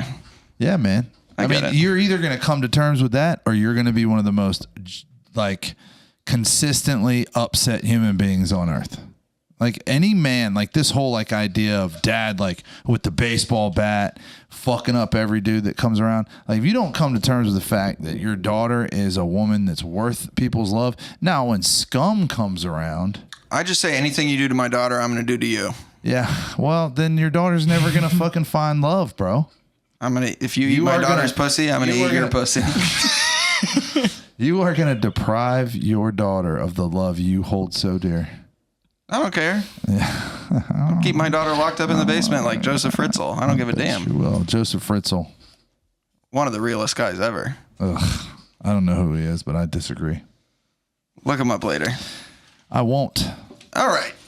Anyway, Javert is about to be hung. Javert's already hung, low key, but he's about to get hung. No dong check. No dong check in this movie. And Jean Valjean shows up and he's basically like, let me dispose of him. And he spares Javert's life. And Javert's like, you're a thief. You're always trying to make a deal. Yeah. I will not spare you. And Jean Valjean's like, I don't give a fuck. You can come find me at this address in a couple days. Dog. I'm going to go save this guy's life, but then you can come get me if you want to. Yeah. And Jean Valjean here. That is a fucking big D move. Yeah. We see Jean Valjean like overhears Marius like pining for Cosette, just being like, oh, I miss her. And he says a prayer for Marius to survive. The next day, the revolutionaries basically realize like no one in the city gives a shit about us. We didn't spark a revolution. Nobody came together to fight for us. And they're basically like, should we surrender? And they're like, we're going to die for nothing is like kind of what they're thinking. And then they decide to do it. Yeah. What do you think about that, Jackson? I think it's fucking epic. I think it's awesome because they died for the cause. Like they died for what they believed in, which means that they really gave a shit. Like they were real. They were real homies. They were the real ones? They didn't just like back out just because they were going to die. They were like, nah, like this is worth dying for. You ever see Judas and the Black Messiah? No. Oh, I fucking wanted to watch that. I never got around to it. It's a movie about Fred Hampton, who's the leader of the Black Panthers in Chicago. And he's going and talking to these people about like trying to get them involved in the revolutionary cause. And they're like, but what about Martin Luther King and Malcolm X? You saw what happened to them. And he goes, to die for the cause? We should be so lucky. Yeah. And it is cool. I wish there was something that I cared about enough to die for. Yeah. If somebody, if they tried to take America, if they tried to take liberty away from us, maybe I would get in there. I mean, that's a pretty ancient concept, dying for something bigger than yourself. Sure. Well, and everybody dies. You might as well die with a purpose. It sort of provides meaning to your life. Exactly. But it is this thing where they're like, all right, we're going to sacrifice ourselves for the cause of liberty. And they smoke Gavroche first, which kind of mobilizes everybody. But so fucked. A couple of the soldiers are like snickering about it too. It was just like, wow, these guys have no soul. Fucking pigs. He's a small target. It's a pretty good shot. So ooh. They get massacred. Blood runs in the street. Jean Valjean saves Marius, though. He grabs him, and they get flushed into the sewer. They're covered in poop. They're in Poopy Town. You want to talk Poopy Town? The sewers of Paris with the stuff that those people eat, bro. Ugh. The smell down Crepes. there has got to be nasty as hell. But very buttery poop. Yeah. Yeah. Ugh. But dairy. Javert jump scare again. He appears, but he's basically like, Jean Valjean's like, I have to save this guy, and Javert's like, I'm gonna cap you. And then he doesn't shoot Jean Valjean even though he has the chance because he's tortured by the fact that he was spared by Jean Valjean. And so he has this final kind of like monologue song, and then he commits suicide. He jumps into the water, and Jackson pointed out like he doesn't like land with a splash. He fully fucking bone crunches onto the like. It's like a Mortal Kombat sound effect. He's like. That's funny, yeah. It's actually something that people critiqued about the movie. They thought like it was unnecessarily like an violent? Unnecessarily gory audio effect that they overlaid. Sure, I didn't know that, but R.I.P. Bozo, rest in peace. You won't be missed. He's gone. Asshole Crowe, goodbye. Fuck Javert. And Marius is crying over the failed revolution. He has a song, Empty Chairs at Empty Tables, basically crying about this. In the real June Rebellion, 800 people died. But Cosette is kind of taking care of him. She's looking after him. They do a reprise of Heart Full of Love. And then Jean Valjean, this part didn't make a lot of sense to me. Jean Valjean's basically like, I have to leave Cosette because he doesn't know Javert's dead. And he's like, I'm going to be discovered and then she'll be disgraced. And so I'm just going to dip. Yeah. And he takes off. And then we see the wedding of Cosette and Marius. The Thénardiers try to infiltrate. They're stealing people's hats and shit. And they end up revealing that Jean Valjean... He's got a painted-on mustache. Yeah. Oh, that's pretty good. They end up revealing that Jean Valjean saved Marius' life, which I guess he didn't tell him. He didn't want credit for that. Yeah. And then Marius realizes. Yeah. He's like, oh my God. I got to go get this dude. And they also reveal that Jean Valjean is in the convent. And he's about ready to die, but Cosette shows up. He has like a final song. And he's like, I learned to love. To love another person is to see the face of God. That's my favorite line in the movie, by the way. I would get that tattooed on me. To love another person is to see the face of God. Tramp stamp. Lower back, dude. For real. I don't know about lower back. I was thinking like between the shoulder blades. Yeah. Sure. As long as I do can not see have it any tats currently, by the way. But if I was gonna get one, that would be it. Tony going hard in the paint today on the innuendos. So Jean Valjean is dying and he sees the dead revolutionaries and together they do a reprise of Do You Hear the People Sing? And that is the end of the film. I give it... He's dying and then he's reunited with... Fantine also. Which is kind of a cool touch. I thought that was... For sure. Yeah. We get to see her again. I missed her. And the bishop has a brief appearance. Yeah, there's like a whole... What's he dying from? Sadness? He's fucking old, bro. Because it's the end of the movie? He is old as hell. If you think about the fact that it starts off, he's already done 20 years hard labor. He dies right? from arc completeness syndrome. Yeah. Yeah. He's got to be like 70 if you do the math on it. I know. He don't look it. Yeah. Our man's eating a lot good. of chicken thighs. That's what's up. Yeah, dude. That's what's up. But that's how it ends. That's what he said when they asked him if he took steroids for the Wolverine role. He was like, nope, just a lot of chicken. Good for him. I don't know if it's the truth, but it's what he said. It's what he maintains. He's a very versatile actor. I don't love his singing voice, but I think he does a great job in this role. Aside from that. I didn't like his voice in this. I didn't particularly like this movie, but it took nothing away from Hugh Jackman. I do still love that. I maintain that it was just not my cup of tea is all. Okay. But I like that you can still appreciate that, like, it's a quality film. Well, it's an incredible achievement. I'm really glad that Tony brought up the recording thing because I noticed something different. I was like, God, it feels... My very first note in this is real singing.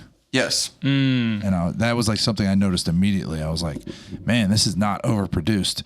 Audio. Visually, super big. Pretty cool.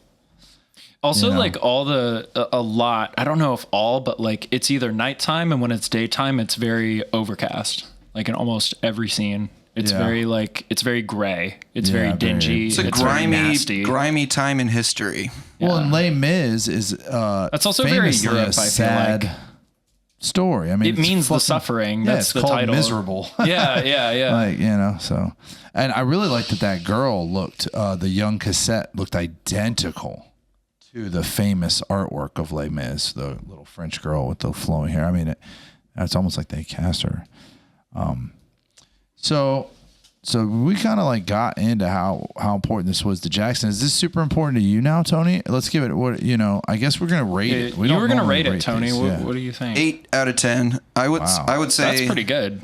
Some of the songs from it have just become like listening over and over. I've also been practicing singing "I Dreamed a Dream" because it's in my range, so I might do that at karaoke at some point. But that song hits me. My life is good now, but it is like something, if I had seen this movie when I was still drinking, I would have like obsessed over it for days. Just because it does that particular moment of her being like, my life is so fricked up. So are you guys doing karaoke regularly now? Not regularly. I busted out the butt rock and killed it on my first try. Which track? He did Creed, Higher. Yeah. Did a great job. That's right. Where at? What was that? Someplace in Ybor. I don't know what it's called. But I don't know. There was a few people in there vibing with it. There you go.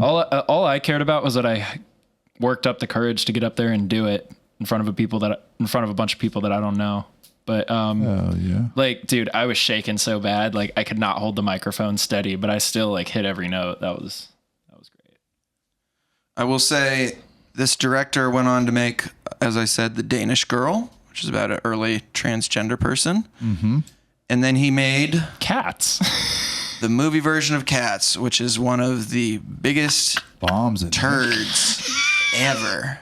It's horrible. I went to see it on mushrooms. That's like Taylor Swift's only movie. And had a credit, great time. too, right? Untrue. She was in Amsterdam in 2019. Oh, she was Tony, in I didn't that? know you saw it while you were tripping. That's crazy, man. I was very high on mushrooms and was like crying laughing. It's a very bad movie. And what's his name? It's worth a watch for how bad it is, but you want to talk about a plot that goes nowhere. Every song in that movie is a cat introducing himself, and then the movie just ends. Really? They introduce this full cast of characters, and then they're like, Yes. okay, now this one cat is gonna go to heaven and get reborn, and then let's over. properly pronounce cats. Yeah, that was a joke. Yeah, I know. I'm with it. I was trying Thank you. I was trying to fucking ride the wave. But yeah, I guess Tom Hooper hasn't. Cats kind of like screwed him over because that was 5 years ago and he hasn't done anything since. But Famously hated. yes, I think having a he national. worked on John Adams. bomb. The John Adams miniseries is so fire. Paul It's really Giamatti. good. It's really, really good. Dude, when the scene of that guy getting tarred and feathered, oh God. Can you imagine getting tarred and feathered? I do often. Getting run at right at Like, is that your kink? no, they ride you out of town on a rail. You just put you on a rail and you have to go out of town with everybody making fun of you and you're all covered in tar and feathers. That's not good.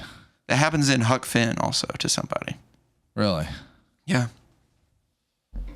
Well, I feel like you're pretty tuckered out. I feel like no, I'm just maybe I am. I don't know. Should we do a reprise of your song? Maybe one day. Not today. Okay. I don't know how. I would play the backing track over the headphones, No. then you could sing it. No, I'm not feeling it confident. I came in here on a ton of confidence, but I guess my confidence was not as False. sturdy as I thought. I So- punctured you like a big balloon. And that's bullshit. That shouldn't be, I shouldn't be that easy to do that. Maybe I just wasn't as, Yeah, I didn't take you as a puncturable I'm used guy. to my audience being under the age of 5 Yeah. and already very much in love with me. Yeah. So I'm in love with you, maybe, but I'm 33. I don't know. I want to listen to the other version first. What if you found out all the stuff that I'm saying about unrequited love is actually, I'm just thinking about James all the time. He'll never know how I feel. Where are we at on the clock? We're over 2 hours, man. Wow. Oh, man. We dug deep. So there's a reason that I'm tuckered out. I thoroughly enjoyed this, guys. This was spectacular. I a hope good you time. guys enjoyed it as much as I did. Absolutely. Any closing thoughts on the movie? On the conversation? Also on our closing song, which is causing us mucho copyright issues. You know what? Like, since I'm the one who uploads this and I don't like seeing that little icon, just use your typical outro, man. I mean, I've got lots of ideas for what we could use, but they're all copyrighted. So let's not do that and just make it easy on ourselves. Closing thoughts on the film. I fucking love this movie. If you haven't seen it, give it a watch for sure. Yeah. Even if it's not your thing, it's just worth seeing. There's a lot of funny references you can make. I give this movie a 9 out of 10, particularly because it's a well-made film and because like I just have like a lot of emotional connection to it. One other thing I did want to point out that we didn't talk about was the candles that the bishop gives Valjean. They keep reappearing throughout the film. Oh, really?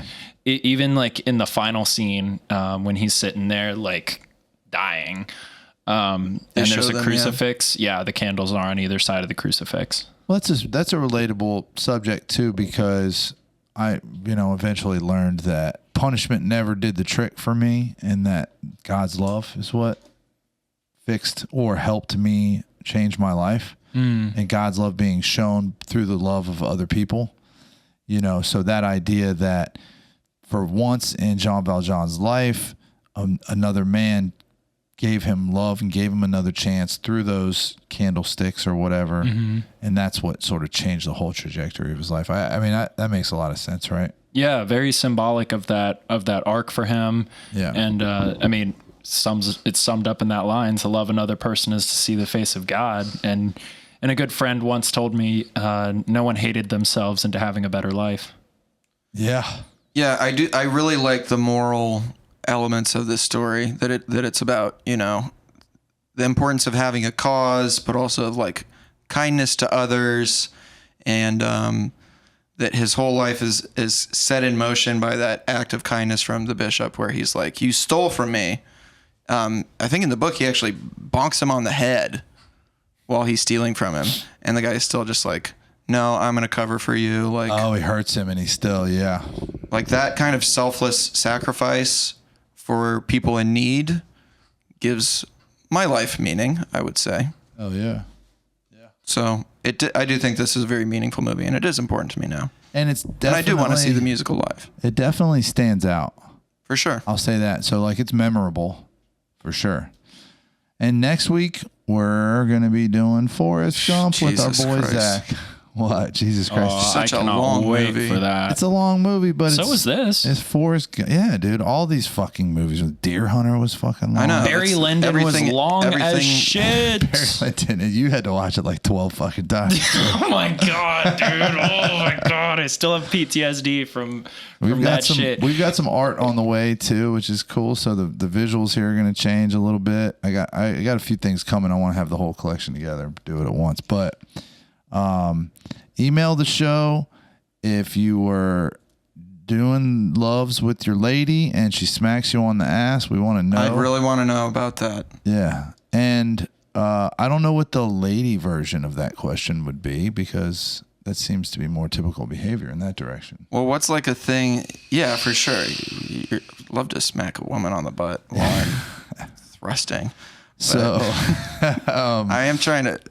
it's called The Jimmy Spice Show at gmail.com. And, you know, we'd like to answer some questions and hear from you guys. And we'll be back next week. Thanks, Snacks. And Wait, ladies, what are you doing if your man shoves his nipples in your mouth? All right, there you go. Adios. Peace. Peace.